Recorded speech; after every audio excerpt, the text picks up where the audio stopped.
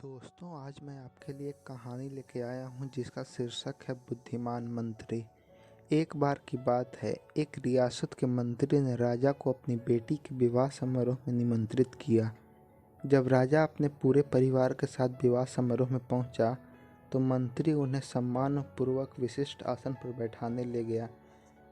तो मंत्री यह देखकर बहुत लज्जित हुआ कि एक सफाई कर्मी वहां बैठा हुआ था।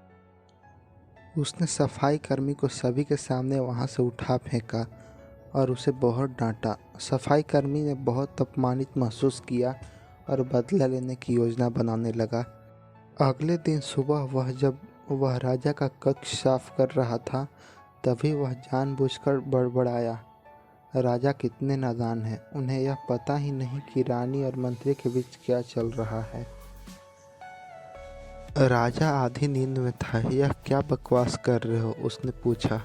महाराज, मैं पूरी रात सो नहीं पाया, मैं तो नींद में बड़बड़ा रहा था, सफाई कर्मी जवाब में बोला। हालांकि उसकी बात सुनकर राजा के मन में संदेह के बीज पड़ गए थे।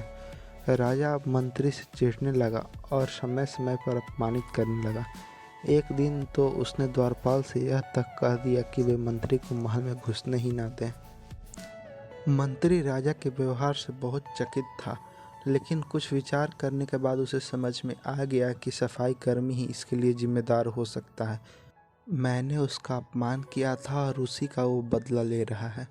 अब मुझे उसे दोबारा प्रसन्न करना होगा, तभी वह राजा की निगाह में मेरा सम्मान दोबारा दिला सकता है, मंत्री ने सोचा।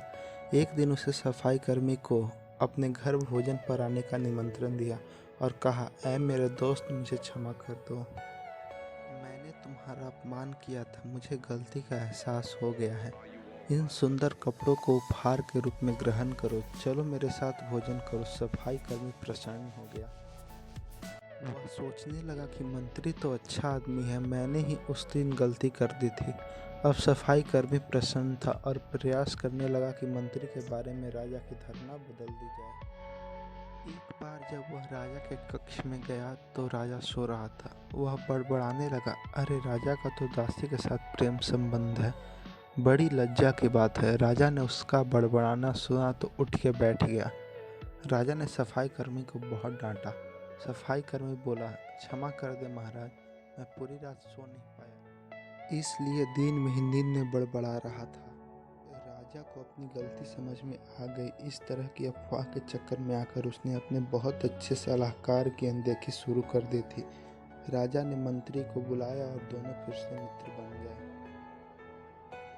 ऐसी ही स्टोरी के लिए वीडियो को लाइक और चैनल को सब्सक्राइब जरूर करें। धन्यवाद।